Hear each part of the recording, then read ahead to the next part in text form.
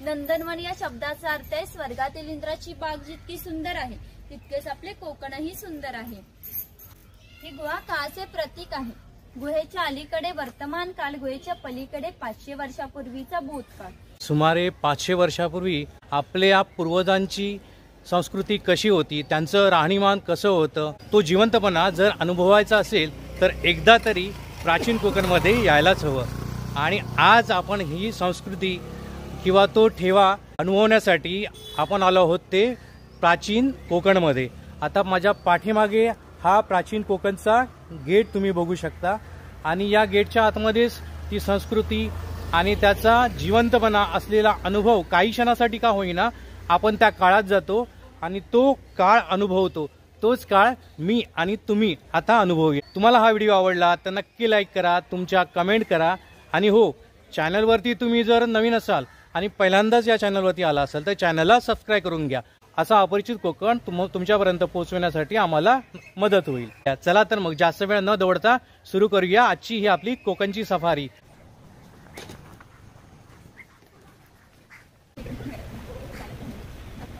नमस्कार, मी ऋषाली प्राचीन कोकणमध्ये आपले स्वागत करीत आहे।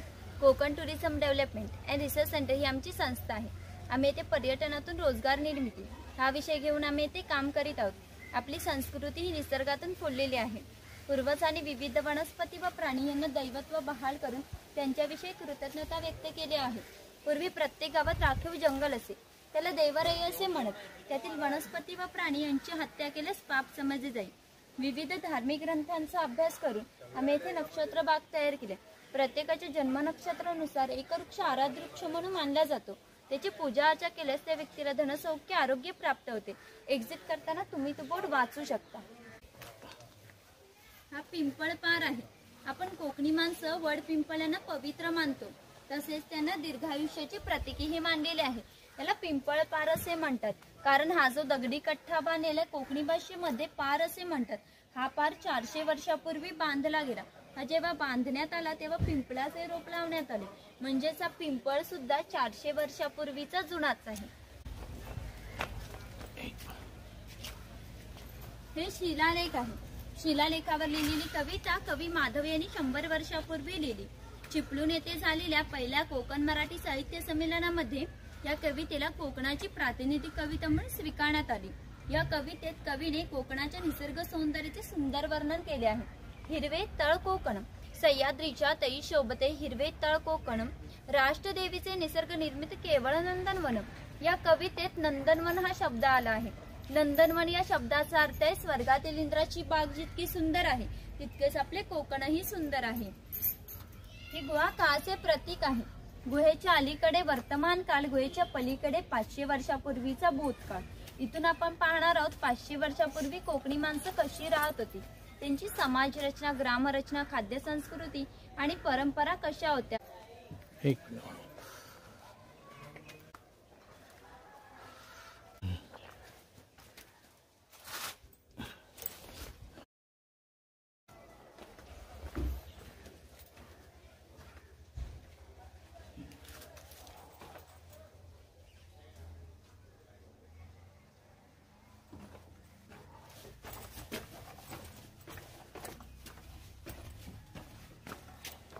हे कोकमचे झाड आहे। याला जी फळे येतात त्यांच्यापासून कोकम सरबत आणि कोकम आगळ तयार होते। तसेच त्यांच्या बियांपासून तेल तयार होते। या तेलाचा उपयोग कैलाश जीवन सारख्या क्रीम मध्ये केला जातो। त्यांच्या फळांच्या सालींपासून आमसुले तयार होतात। इथे अजगराचा स्टॅच्यू दाखवला आहे।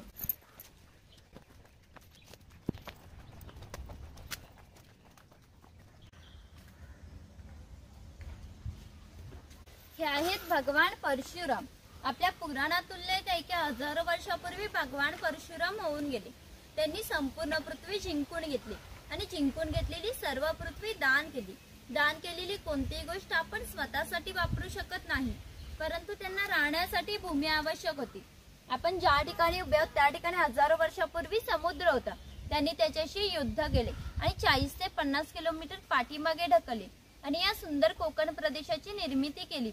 या कोकण प्रदेशाला परशुरामाची भूमी असेही म्हटले जाते। हे सारे कोकण दऱ्याखोऱ्याने वेढलेले आहे। सूर्याची किरणे जमिनीपर्यंत पोहोचू शकत नाही एवढी दाट अरण्य।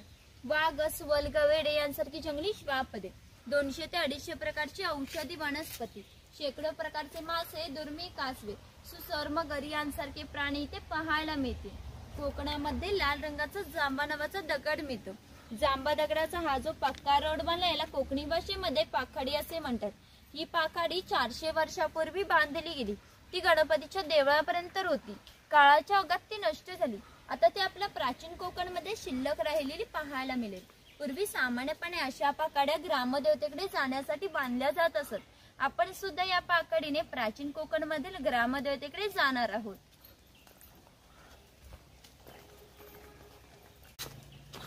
इथे मसाल्याची बाग तयार केली. मसाल्याची छोटी छोटी झाडे आहेत. झाडांच्याच बाजूला बोर्ड आहे. बोर्डावरच माहिती दिले. या बाजूने जाऊन त्या बाजूने एक्झिट करायचं आहे.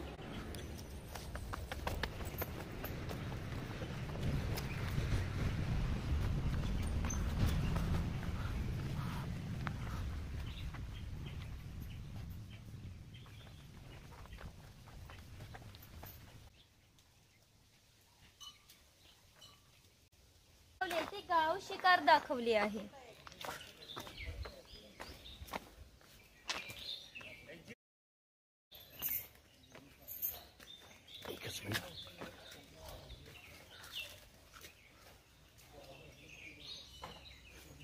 हे चिरफळाचे झाड आहे. चिरफळाची फळे जंतुनाशक असतात.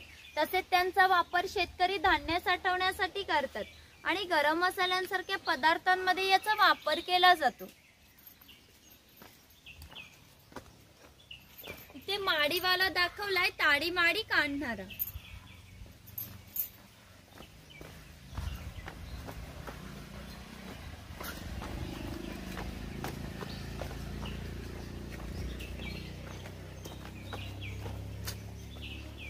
हे ग्रामदेवतेचं मंदिर आहे. पूर्वी धार्मिक संस्थाच गाव नियंत्रित करत असत. गावातील गावकरी येथे एकत्र येत असत. गावातील 2 व्यक्तींची भांडणं झाली तर सगळं गाव एकत्र येऊन गाव प्रमुख त्यांच्या समोर न्यायदान करीत असे. आणखीन एक महत्वाचे वैशिष्ट्य म्हणजे जगभर अशी प्रथा आहे की प्रत्येक जाती धर्माचे लोक आपापल्या देवाकडे जातात आणि देवाचं दर्शन घेतात. आपण कोकणी माणसं सुद्धा वर्षभर देवात जातो आणि देवाचं दर्शन घेतो.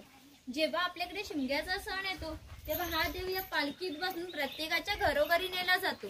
म्हणजेच कोकणी माणसं आणि देव यांचं नातं इतक्या जवळचं आहे की आमचे एकमेकांकडे जाणे येणे असते. या देवीचं नाव आहे वाघजाई. हे नाव आम्ही जाणीवपूर्वक ठेवलंय. असं म्हणतात की ज्या निसर्गामध्ये वाघ असतो तो निसर्ग समृद्ध असतो. 500 वर्षापूर्वीचा निसर्ग सुद्धा असं समृद्ध होता. त्याला आमच्या भावविश्वामध्ये दैवत्वाचं स्थान आहे. आपण कोकणी माणसं वड, पिंपळ, नागसापांची पूजा करतो. म्हणजेच आपण निसर्ग पूजक माणसे आहोत आणि आपल्या देवीचं नाव सुद्धा प्रत्यक्ष निसर्गाशी संबंधित आहे, वाघजाई.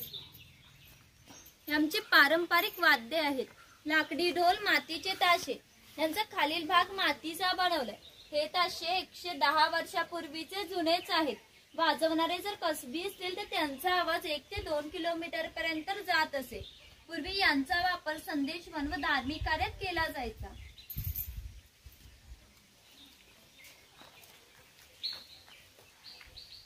हा चव्हाटा देव आहे.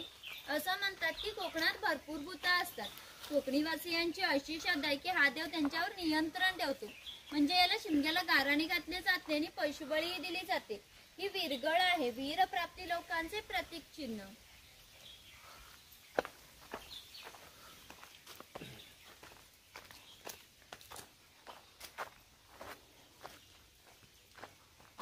इथे कडक लक्ष्मी दाखवली आहे. पोतराज लोक जे स्वतःला फटकेने चापकाने मारून दाखवतात त्यांना कडक लक्ष्मी असे म्हणतात.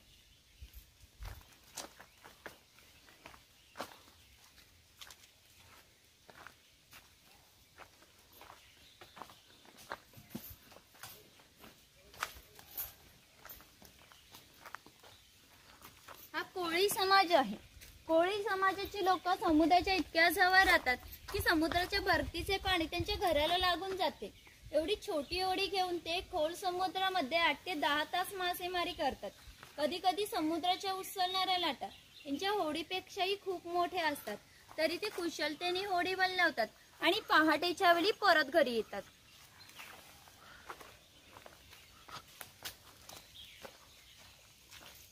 हा नाभिक आहे. पूर्वी कोकणामध्ये 12 बलुतेदार पद्धती अस्तित्वात होती. म्हणजेच नाभिक, सुतार, कासार, चर्मकार हे प्रत्येकाच्या घरोघरी जाऊन सेवा पुरवत असत. त्या बदल्यात त्यांना पैसे नव्हे तर केवळ धान्य मिळत असे. म्हणजेच एका नाभिकाला एका कुटुंबातील पुरुषांचे घरी जाऊन केस व दाढी करण्यासाठी वर्षभरासाठी 4 पायली म्हणजेच आताचे 8 किलो धान्य मिळत असे. एवढ्या अल्प मोबदल्यात हे समाजाची सेवा करत असत. आमच्या नाभिकाबद्दल थोडं मजेशीर बन आमच्या लोकसाहित्यामध्ये आढळतं. असं म्हणतात की गावातील प्रत्येक गोष्ट ही नाभिकाला माहीत असते आणि नाभिकाला माहीत असलेली प्रत्येक गोष्ट ही गावभर होते. आता तुम्हाला ते ज्यार ते आमच्या नाभिकाला समजले त्यार ते आमच्या संपूर्ण गावाला समजले. आमचे संपूर्ण गाव तुमच्या स्वागतासाठी उत्सुक आहे. प्रथेप्रमाणे आपण पहिले खोतांच्या घरी जाऊ, मग गावात फेरफटका मारू.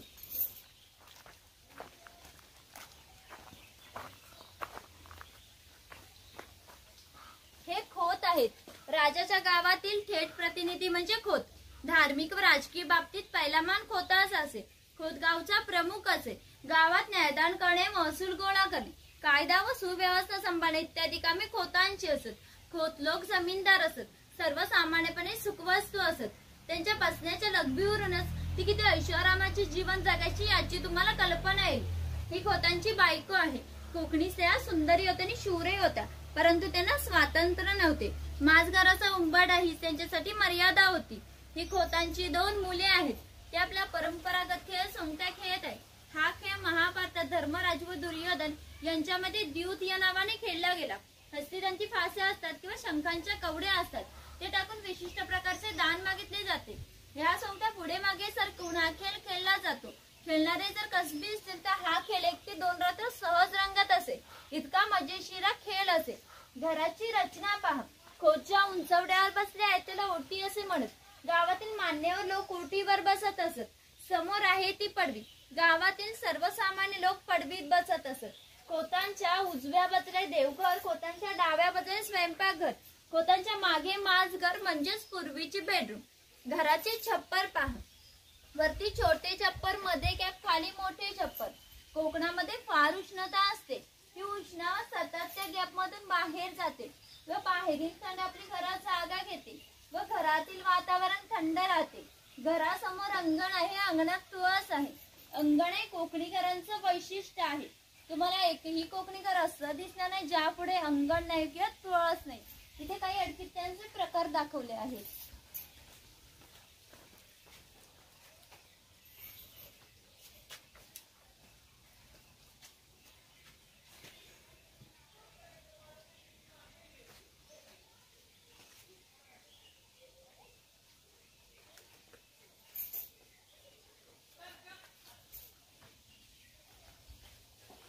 लहान मुलगा पाटाच्या पाण्याने खेळताना दाखवलं आहे.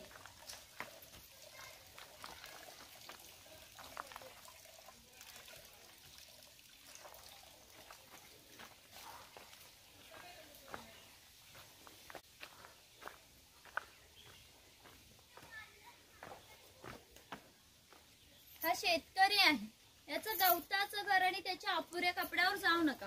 हा आमच्या गावातील एक महत्वाचा उत्पादक घटक होता. हा एकमेव धान्याचे उत्पादन करीत असे. 12 बलुतेदार खोत राजा यांना धान्य पुरवण्याचं महत्वाचे काम तो शेतकरी करत असे. म्हणजेच ग्रामीण अर्थव्यवस्थेचा पायाभूत घटक तो शेतकरी होता. पूर्वी जसं याचं घर होतं अगदी तसंच घर आम्ही ते उभारलं आहे. ही जी पेटलेली चूल दिसेल कोकणी भाषेमध्ये पिरसा असे म्हणतात. ती सतत पेटी ठेवली जायची कारण पूर्वी घरामध्ये लायटर किंवा माचीस नव्हती. शेतकऱ्याच्या बायकोला स्वयंपाक करायचा असेल ते 2 ते 3 निकारे घेऊन स्वयंपाकघरातील चूल पेटवली जात असे. हा जर विस्तव विचला तर घरामध्ये 2 गारगोटे ठेवले जात असत. ते एकमेकांवर घासून विस्तव करावा लागत असे. ही खोयणी हिचा वापर मासे पकडण्यासाठी केला जायचा. पाठीमागे वेलीने बांधून ही पाण्यात ठेवली जाते. याची अंतर्गत रचना अशी आहे की आत गेलेला मासा बाहेर पडू शकत नाही. ती शेणाने सारवलेली टोपली आहे. तिला कोकणी भाषेमध्ये कणगी असे म्हणतात. धान्य साठवण्यासाठी तिचा वापर केला जातो. कोकणी शेतकरी भात, नाचणी, हरिकवरी यांसारखे धान्य पिकवतो.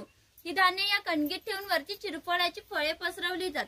वरती झाकण लावून बाहेरून शेणामध्ये लिंपून ठेवली जात व आतील धान्य 2 ते 3 वर्ष सहज टिकत असत. अजूनही ठाणे जिल्ह्यातील वनवासी लोक याच पद्धतीने धान्य साठवतात. ही शेतकऱ्याची बायको आहे. ती शेतकऱ्याची मुलगी आहे. हा पाळणा शेतकऱ्याच्या घरी कायमस्वरूपी टांगून ठेवला आहे, कारण शेतकऱ्याच्या घरी दरवर्षी पाळणा आलाच असेल. म्हणजेच प्रत्येक शेतकऱ्याला 8 ते 10 मुले असत. पूर्वीच्या काळी एकत्र कुटुंब पद्धती अस्तित्वात होती. हे उच्चल आईचा वापर कपडे सुकत घालण्यासाठी केला जायचा. घरामध्ये गौरी गणपतीचा सण दाखवला आहे.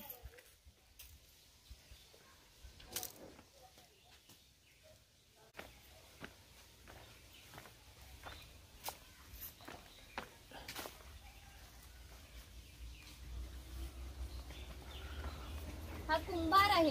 गावातील मातीशी संबंधित सर्व कामे कुंभार करून देत असते. गणपतीचे दिवस आले की लाल मातीचे गणपती तयार करणे, उन्हाळा आला की मातीची मडकी तयार करणे, दिवाळीच्या वेळेला पंत्या तयार करून प्रत्येकाच्या घरोघरी पोहोचवण्याचे काम हा कुंभार करत असे. एखाद्याचे घर बांधायचे असेल तर तो घरी जाऊन कवळे तयार करून देत असे. याचे सफेद रंगाचे मडके दिसते ते माडी काढायचे मडके आहे. कोकणामध्ये नारळाची झाडे मोठ्या प्रमाणात असतात. त्यांना नारळ येण्याआधी पोय येते. त्या पोईला आडवा काप दिला जातो व बाजूने विशिष्ट प्रकारचा झाडपाला लावला जातो. तो झाडपाला आतील माडी शोषून घेतो. काही थेंब गळणारी माडी मडके वरचेवर धरून साठवली जाते. काळाच्या ओघात 12 बलुतेदारांचे व्यवसाय नष्ट झाले, परंतु माडी काढण्याचा व्यवसाय अजूनही व्यवस्थित चालू आहे.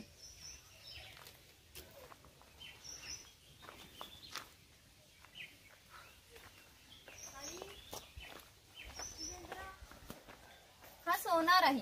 सोनार हा गावातील एक महत्वाचा घटक होता. गावातील महिलांना लागणारे दागिने व विविध देवतांना लागणारे दागिने बनवून देण्याचे काम सोनार करीत असे. यांच्या या अप्रतिम काळकुसरीमुळे यांच्या दागिन्यांची जगभर मागणी होती. शिमगा, नवरात्र व अन्य वेळी ग्रामदेवतेला दागिने घालण्याचा मान सोनाराचा असे.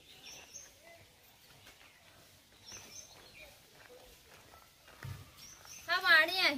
चौल, राजापूर, दाभोली या कोकणातील बंदरांना 5000 वर्षापूर्वीचा इतिहास आहे. या बंदरांमधून भारतीय व्यापाऱ्यांनी जगाशी व्यापार केला. त्यातून निर्यात होणाऱ्या वस्तूंमध्ये हस्तकौशल्याच्या वस्तू, तलम, कापड, हस्ततंती वस्तू, हिरे, माणिके, दागिने, शंख, शिंपले, मसाले इत्यादी वस्तू निर्यात वाणी करत असे. त्या बदल्यात संपूर्ण जगातून भारतात सोने येत असे. म्हणजेच भारताने जे सुवर्णयुग अनुभवले त्याची प्रवेशद्वारी कोकणची बंदरे होती.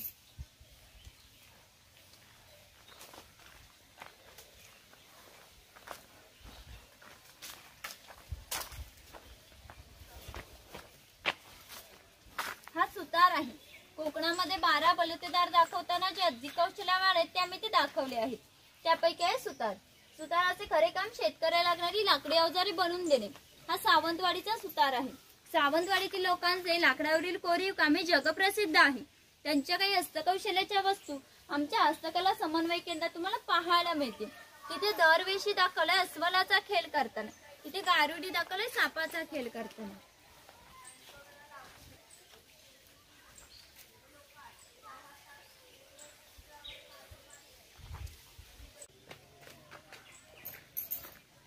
हा लोहार आहे.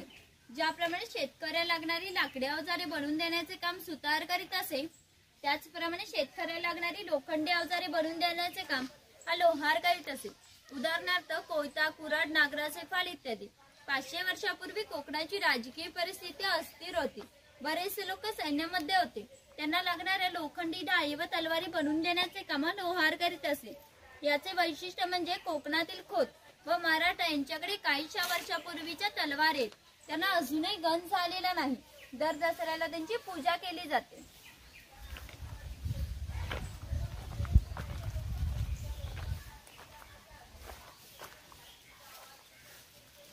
हा तेली आहे. आपण कोकणी माणसं आपल्या जेवणात खोबरेल तेलाचा वापर जास्त प्रमाणात करीत असो. शेतकरी आपल्या बागेतील खोबरे घेऊन स्वतः तेलीकडे जात असे आणि तेली त्यांच्या देखत तेल पाडून देत असे. ह्या तेलाचा घाणा याला खुंट असे म्हणतात. त्यामध्ये सुके खोबरे घातले जाते. हे जे उभे लाकूड याला कोकणी भाषेमध्ये लाट असे म्हणतात. या लाटेला हे आडवे लाकूड अशा तऱ्हेने बांधले जाते जेणेकरून ही लाट उभी राहते. या झोकडाला बैल बांधला जातो. इथून या आडव्या लाकडावर दगड ठेवून तेली त्यावर स्वतः बसतो. एवढं सगळं वजन घेऊन बैल गोल फिरवला जातो व आतील खोबरे रगडून त्याचे तेल निघते. ते तेल भरून काढायचे असेल तर प्रथम जोखडाचा बैल सोडायचा. जोखड बाजूला केला जातो, आडवे लाकूड बाजूला केले जाते व ही लाट बाजूला केली जाते व आतील तेल भरून काढले जाते. पुन्हा नवीन तेल पाडायचे असेल तर पुन्हा सगळं क्रमवर जोडून नवीन तेल पाडले जायचे. म्हणजेच पूर्वी तेलाला 7 ते 1.5 तास तेल काढण्यासाठी 1 ते 1.5 तास मेहनत घ्यावी लागत असे.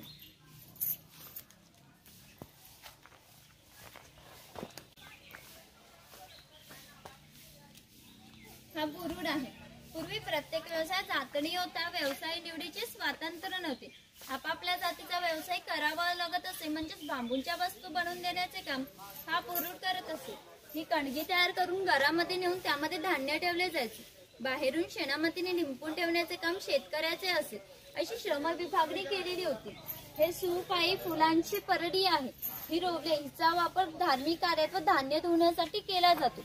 आपल्याकडे जेव्हा शुभ कार्य असते तेव्हा घरातील कुमारिका व सौभाग्यवती स्त्रिया या रोवलीमध्ये दिवा पेटून उभ्या असतात. हा दिवा शुभ कार्य पार पाडण्याच्या आधी विझला तर अशुभ मानले जाते. आपल्याकडे चाकरमान्यांचे जेव्हा मुंबईला लग्न असते तेव्हा ही रोवली गावावरून मुंबईला पाठवली जाते. कारण मुंबईला सर्व वस्तू मिळू शकतात पण ही रोवली मिळू शकत नाही.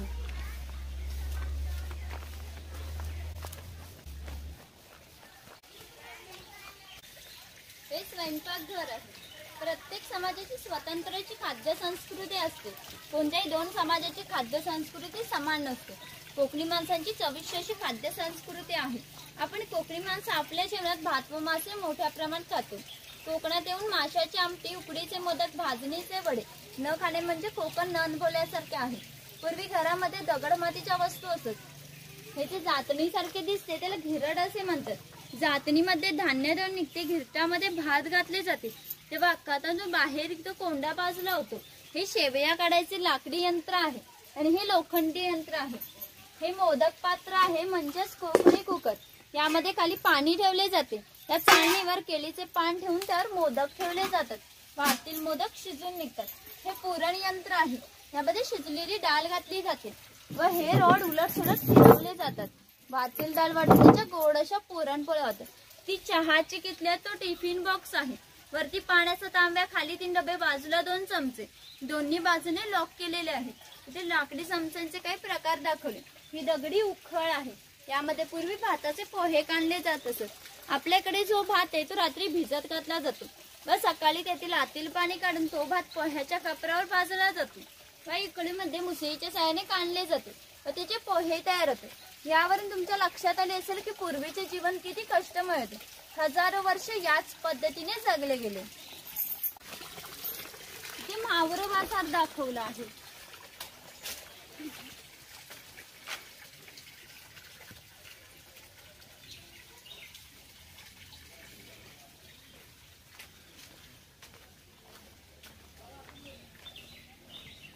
हा कासार आहे. मगाशी सांगितल्याप्रमाणे 12 बलुतेदार प्रत्येकाच्या घरोघरी जाऊन सेवा पुरवत असत. हा कासार मुलीच्या घरी आला आहे. हे या मुलीचे घर आहे. पूर्वी कोकणी मुलींची लग्ने 8व्या व 10 वर्षी होत असत. तोपर्यंत हा कासार मुलीला बांगड्या बाणाचा कोणताही मोबदला घेत नसे. ज्यावेळी या मुलीचे लग्न होई त्यावेळी या मुलीचे वडील या कासाराला एक छोटासा सोन्याचा दागिना देत असे. याच्या व्यतिरिक्त या लोकांना कोणताही मोबदला मिळत नसे. म्हणजेच हा कासार मुलीला 8 ते 10 वर्षे क्रेडिट देत असे. पूर्वीची समाज रचना हे एकमेकांच्या विश्वासावर आधारलेली होती. थोडक्यात 12 बलुतेदार आपले काम कोणत्याही नफ्यातोट्याचा विचार न करता केवळ कर्तव्य म्हणून करत होते. गरुड पक्षी सापाची शिकार करताना दाखवला आहे.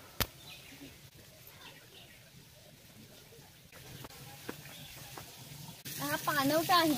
पूर्वी प्रत्येक गावात भरपूर मोठे जंगल होते. त्यामुळे प्रत्येक गावात मोठ्या प्रमाणात गावात पाणी उपलब्ध होत असे.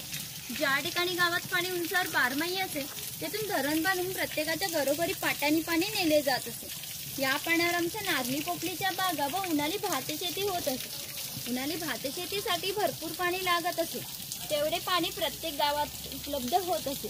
ग्रामदेवतेंतर पाणवठा एकमेव ठिकाणी ज्या ठिकाणी सर्व गावे एकत्र येत असत. लहान मुले मासेमारी व अंघोळीसाठी, स्त्रिया कपडे धुण्यासाठी व पाणी भरण्यासाठी, गुराख्यांसारखे व्यावसायिक गुरांना पाणी पाजण्यासाठी, म्हणजेच ग्रामीण जीवनाचा मध्यवर्ती केंद्र हा पाणवठा होता. वरती खवले बाजार दाखवला आहे.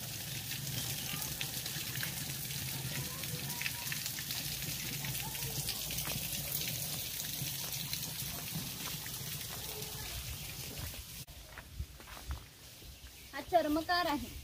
चामड्याच्या वस्तू बनवून देण्याचे काम चर्मकार करत असे. याच्या जोडीला आणखीन एक प्रसंग सांगते की जो 500 वर्षापूर्वी घडला आहे. इथून 80 किलोमीटर अंतरावर मार्लेश्वर नावाचे देवस्थान आहे. एका पर्वतात एक मोठी गुहा आहे. त्या गुहेमध्ये शंकराची पिंड आहे आणखीन एक वैशिष्ट्य म्हणजे त्या गुहेमध्ये अजूनही जिवंत साप आहे. पूर्वी मार्लेश्वर देव एका गावात राहत होते. तेथील लोक वाईट मार्गाने वागायला लागले होते. त्यामुळे शंकराचे पावित्र्य कमी होऊ लागले. शंकराला ते मान्य होणे शक्य नव्हते, म्हणून त्यांनी गाव सोडून जाण्याचा निर्णय घेतला. मकर संक्रांतीच्या आदल्या रात्री ते गावाबाहेर पडले. गावाबाहेर या चर्मकाराचे घर होते. चर्मकार गरीब पण श्रद्धाळू व नीतिवान होता. शंकराने कोणत्याही जातीपातीचा विचार न करता या चर्मकाराला मशाल दाखवण्याची विनंती केली. चर्मकाराने सुद्धा अतिथी देवो भव समजून मशाल दाखवण्याची सुरुवात केली. शंकराचे आज ज्या ठिकाणी मार्लेश्वर आहे त्या ठिकाणी जाऊन आपले खरे रूप प्रकट केले आणि या चर्मकाराला दर्शन दिले व सांगितले, यापुढे मी याच ठिकाणी राहणार आहे. या गोष्टीला जवळजवळ 500 वर्षे झाली. आजही मकर संक्रांतीला शंकराची मूळ गावातून पालखी निघते. तिला मशाल दाखवण्याचे काम चर्मकाराचा आजचा वंशज करतो. म्हणजेच मार्लेश्वर हे असे देवस्थान आहे जेथे कोणत्याही प्रकारचा जातीभेद मानला जात नाही. तुम्ही जर श्रद्धाळू असाल तर तुम्हाला तर नक्कीच पावेल. इथून पुढे मार्लेश्वराची प्रतिकृती तयार केली, तिचे तुम्ही दर्शन घ्या.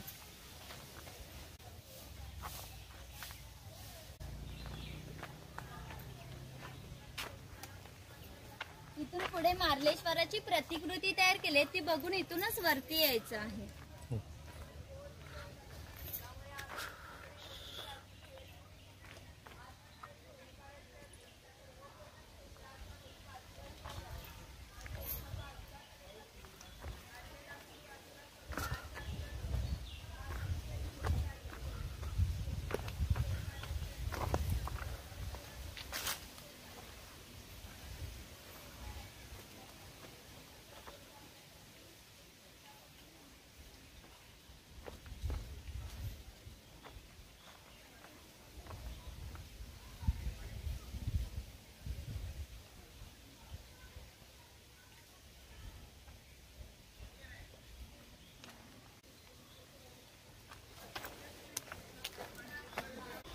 हा धनगर आहे. धनगर या मराठी शब्दाचा अर्थ ज्याच्याकडे भरपूर धन आहे.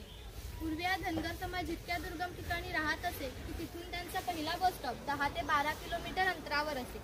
हे लोक ज्यावेळी गावात येत असत त्यावेळी पायात चामड्याच्या व्हाना, हातात घुंगरांची काठी, खांद्यावर फाटकी घोंगडी या वेशभूषेत येत असत. असे असले तरी प्रत्येक धनगर 100 ते 125 गायी, 5 ते 25 म्हशी यांचा मालक असे. प्रत्येक गायी म्हशींची किंमत 8 ते 10 हजारांमध्ये असते. या सर्वांची जर विक्री करायची म्हटली तर काही लाखांपर्यंत जाते. इतक्या धनसंपत्तीचा मालक हा धनगर होता. कोकणी लोकांची राहणी साधी असल्याने त्यांची राहणी अशी साधीच होती. इथे बकरीची गोठी आहे. जंगली श्वापदांपासून संरक्षण होण्यासाठी ती उंचावरती बांधली आहे. तिच्या आतमध्ये 2 बांबूंच्या मध्ये फट असते, कारण त्यांनी केलेला मैला त्यातून बाहेर पडत असे. छपराची रचना जरी ओबडधोबड दिसत असली, कितीही पाऊस आला तरी पावसाचे पाणी आतमध्ये जात नाही.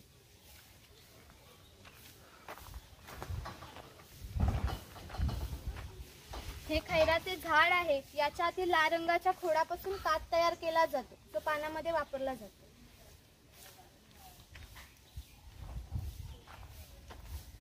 ही कातभट्टी आहे. हे जे खैराचे झाड आहे ते तोडले जाते. त्याच्या आतील भागाचे छोटे छोटे तुकडे करून पहिल्या 4 मडक्यांमध्ये पाण्यासोबत उकळवले जातात. जो लाल रंगाचा पाक तयार होतो तो 5व्या मडक्यामध्ये विशिष्ट तापमानामध्ये उकळवला जातो. तो पाक सावलीमध्ये सुकत घालून त्याच्या वड्या पाडल्या जातात. कात तयार होण्याच्या प्रक्रियेला 3 ते 4 महिने लागतात.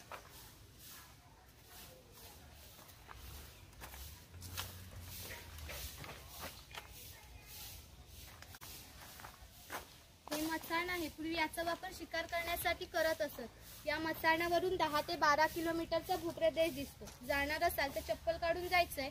इथे शॉप आहे, तिथे काही खरेदी करणार असाल तर करू शकता. त्याच्या पुढे आहे रेस्टॉरंट. त्याच्यानंतर शंखांचं प्रदर्शन आहे. तिथूनच एक्झिट आहे.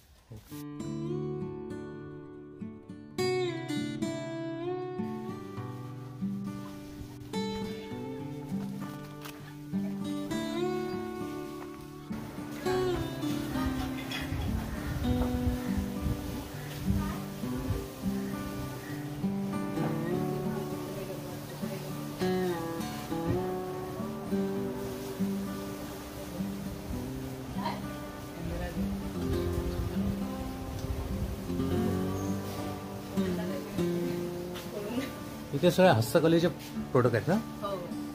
अच्छा, हे कुठे बनवले जातात? काही इथले आहेत, काही सावंतवाडीचे. स्थानिक कारागीर वगैरे बनवतात? स्वतःचा कारखाना. अच्छा.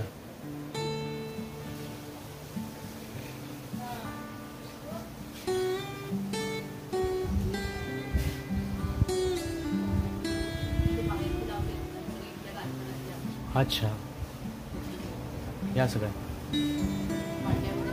हां हां. ओके.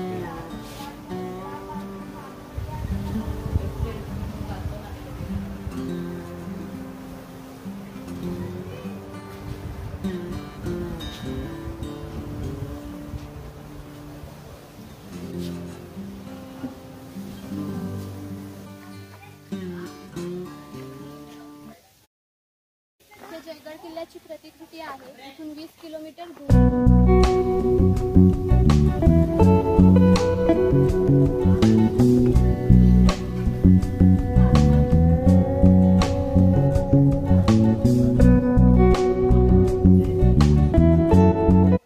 ही गावसीमा आहे. आम्ही कोकणी माणसे फार श्रद्धाळू आहोत. जेव्हा आम्ही गावाबाहेर जातो, गावसीमेवर जो देव असतो त्याला राखणदार असे म्हणतो. त्याला नमस्कार करूनच गावाबाहेर जातो. कारण आमची अशी श्रद्धा आहे की देव आमच्या पाठीशी ठामपणे उभा आहे. म्हणूनच आम्ही जगात वावरताना आत्मविश्वासाने वावरतो आणि यशस्वी होतो. तुम्ही जर श्रद्धाळू असाल तर याला जरूर नमस्कार करा. इथून तुमचा पुढचा प्रवास आनंदाचा व सुखाचा होईल. तिकडून खाली जायचंय. लास्ट पॉइंट आहे शंखांचं प्रदर्शन. तिकडे गाईड वेगळे असेल, फोटो काढायला अलाउड नाहीये. तिकीट चेक केलं जाईल. तुमचं बघून झालं की तिथूनच एक्झिट. अच्छा.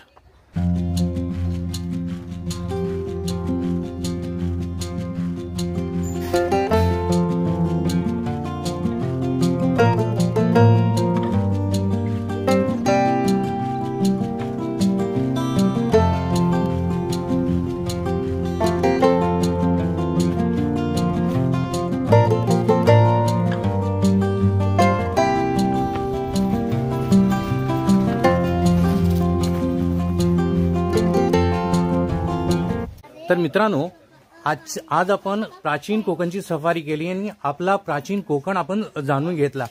या प्राचीन कोकणच्या माध्यमातून तिथली संस्कृती, तिथल्या लोकपरंपरा आणि बरंच काही या प्राचीन कोकणमधून आपण जाणून घेतल्या.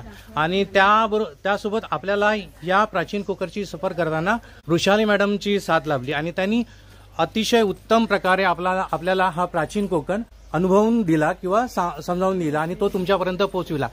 तर वृषाली मॅडम, तुमचे मनापासून कोकणची सफारी या टीमकडून धन्यवाद.